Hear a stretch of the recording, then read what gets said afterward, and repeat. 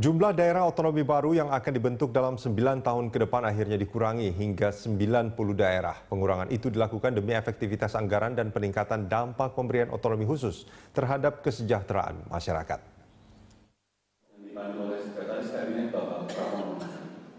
Kementerian Dalam Negeri akhirnya mereformasi pembentukan daerah otonomi baru melalui peraturan pemerintah tentang desain besar penataan daerah yang rancangannya ditargetkan rampung bulan Mei tahun ini. Berdasarkan RPP itu, jumlah daerah otonomi baru yang akan dibentuk dalam 9 tahun ke depan hanya 176 daerah. Dengan demikian, total daerah otonom hingga tahun 2025 mencapai 714 daerah. Jumlah tersebut berkurang 90 daerah dari proyeksi sebelumnya sebanyak 806 daerah. Menurut Dirjen Otonomi Daerah Kementerian Dalam Negeri Sumarno, jumlah perkiraan daerah otonom perlu dikurangi karena terbatasnya kondisi fiskal negara dan waktu untuk membentuk daerah otonomi baru. Pengurangan jumlah juga didasarkan pada hasil evaluasi pelaksanaan otonomi daerah selama ini dengan tingkat keberhasilan yang hanya mencapai 20%. Sedangkan 80% sisanya dinilai gagal karena tidak mampu meningkatkan pembangunan dan kesejahteraan masyarakat di daerah. Berdasarkan data Komite Pemantau Pelaksanaan Otonomi Daerah atau KPPUD, masih banyak daerah yang menggunakan sebagian besar anggarannya hanya untuk birokrasi. Sekitar 45% atau sebanyak 225 daerah yang mengalokasikan 50-70% anggaran daerah untuk belanja pegawai, sehingga anggaran pembangunan tidak sampai 25%. Karena itu perlu reformasi birokrasi agar anggaran dapat efisien. Selain itu, pembentukan daerah otonomi baru harus lebih selektif dan melalui daerah persiapan selama 3 tahun. Reformasi daerah otonom, begitulah Kementerian Dalam Negeri menyebut upaya rasionalisasi jumlah pemekaran daerah dalam RPP tentang desain besar penataan daerah hingga tahun 2025. Lantas, apakah rasionalisasi jumlah pemekaran daerah itu akan benar-benar berdampak pada peningkatan pembangunan di daerah? Dan apa kira-kira parameter baru yang seharusnya digunakan Kemendagri dalam menentukan daerah otonomi baru ke depan? Kita langsung berbincang dengan Presiden Institut Otonomi Daerah yang juga mantan Dirjen Otonomi Daerah Kementerian Dalam Negeri, Profesor Johermansyah Johan, dan kami juga akan terus mengundang Anda untuk ikut berpartisipasi dalam dialog pagi kita yang nanti nomor teleponnya sudah ada di layar kita. Saya langsung ke Prof. Johermansyah. Prof. Jo, ini kalau kita bicara soal otonomi baru, daerah otonomi, dan juga pemekaran-pemekarannya, kita ingat beberapa waktu ke belakang sebetulnya ada moratorium sebetulnya pemekaran daerah. Ini karena memang sebetulnya daerah yang dimekarkan itu secara prosentase dari jumlah yang dimekarkan dengan yang berhasil dengan yang gagal itu lebih banyak yang gagal. Betul. Seperti itu sebetulnya kondisinya. Jadi itu menurut evaluasi pada waktu sebelum diperbaikinya undang-undang Pemda kita yang baru sekarang. Ada sekitar 80% daerah otonom baru yang dibentuk itu ternyata gagal ya. Daerah otonom baru itu dalam tempo 10 tahun jumlahnya 205 daerah otonom baru. 205? Iya. Dalam dari waktu 10 tahun? 99 sampai 2009. Kemudian ditambah lagi sesudah itu 18 lagi. Nah, sehingga posisi terakhir daerah otonom baru saja itu 223. Nah, ini yang dicoba dipelajari, dilihat ternyata memang daerah otonom baru banyak yang kurang berhasil. Oleh karena itu maka harus ada cara-cara untuk menseleksi daerah otonom baru itu. Nah, oleh karena itu waktu itu juga ada kebijakan pemerintahan yang lalu dengan cara melakukan moratorium. Nah, moratorium itu menghentikan dulu, stop. Ya, tidak ada pemekaran. Untuk apa? Satu, untuk evaluasi. Kita tahu dulu apa ini capaiannya, karena banyak yang kurang berhasil. Apa sebabnya? Mungkin ada prosedur, cara-cara dalam pembentukan daerah otonom yang terlalu banyak politiknya ketimbang teknis kepemerintahan.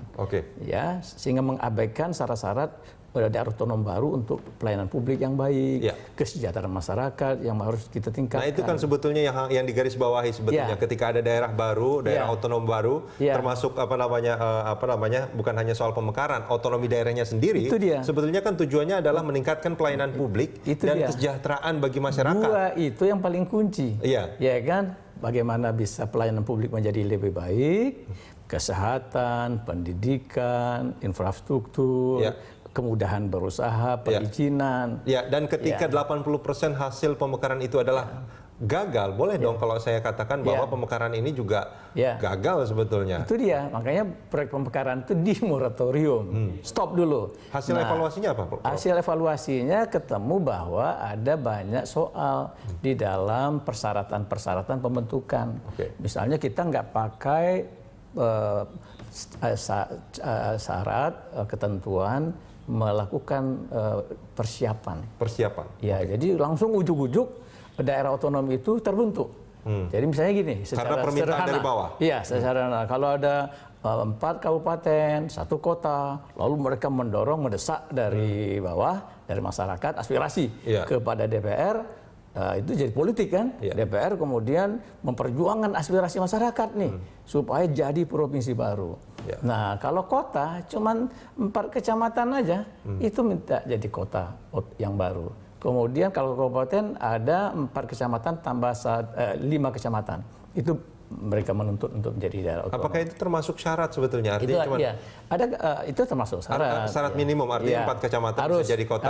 Harus. Ya, jumlah daerah wilayahnya kecamatan harus sekian, jumlah wilayah kabupaten kota untuk jadi provinsi harus sekian, itu ketentuan. Artinya sebetulnya ketika ada daerah yang dimekarkan dengan syarat-syarat tadi, terus akhirnya itu diresmikan, tapi gagal, artinya ada ukuran yang salah sebetulnya, enggak begitu? Iya, makanya apakah kita evaluasi kan? Apakah syarat-syarat itu termasuk lamanya menjadi daerah otonom, jumlah daerah bawahannya, kemudian jumlah penduduk, lalu luas wilayahnya. Karena banyak juga kasus-kasus ada penduduk yang sedikit, ada kabupaten yang 13.000 penduduknya, ya kan sangat kecil. Artinya sebetulnya dengan syarat yang sebelumnya itu jumlah penduduknya untuk persyaratan yang baru ini jumlahnya dinaikkan atau bagaimana sebetulnya? Jadi ada parameter yang baru sebetulnya? Ada aturan main baru. Nah, di Undang-Undang Pemda kita nomor 23 2014 itu dibuat ketentuan 2 parameter kunci. Absolut, mutlak, nggak boleh ditawar-tawar. Apa itu? Satu adalah jumlah penduduk. Nah, jumlah penduduk ini dibuat zoning lah.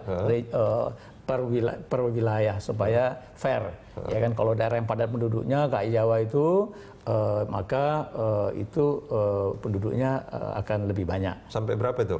Ada aturan-aturannya, ukuran-ukurannya lah. Katakan dengan jumlah ada Kalimantan, Sulawesi, termasuk luas wilayah menjadi syarat yang absolut. Tapi bukan hanya 2 syarat itu saja, juga ada syarat lain yang juga harus dipenuhi. Misalnya potensi ekonomi daerah itu.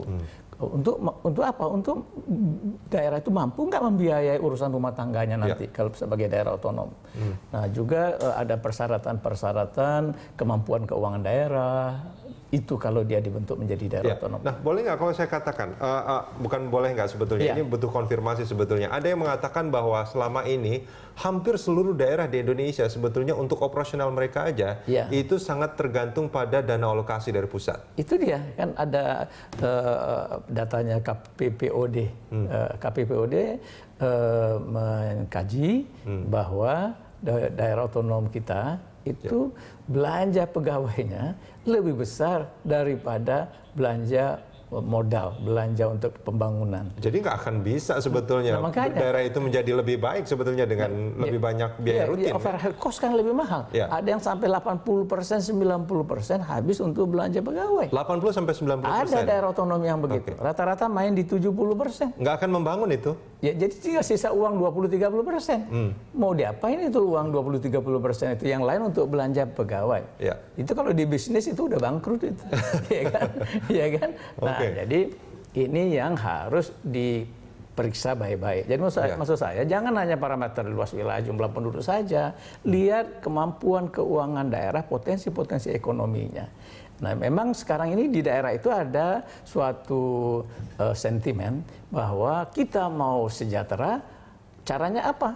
Caranya ya bentuk kita menjadi daerah otonom. Kalau enggak, kita tidak akan maju-maju dan sejahtera. Ini berkembang ini di kalangan masyarakat yang menuntut pemekaran daerah otonom itu. Ya. Nah, kalau kita melihat sebetulnya tadi ini kan sebetulnya sekarang permintaan, kalau yang kemarin-kemarin itu semuanya aspirasi dari bawah. Iya.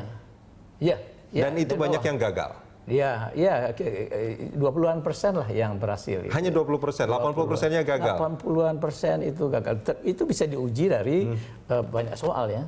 Salah satu adalah kemampuan dia membiayai urusan rumah tangga daerahnya. Belanja publik sedikit, yang banyak belanja pegawai. Oke. Nah, Prof. Jo, ini kan menarik sebetulnya. Ketika sekarang 80% gagal, terus ternyata kan pemerintah sebetulnya punya rencana sebelumnya yang akan membuat pemekaran hingga 2025 itu menurut data kita itu sampai 806.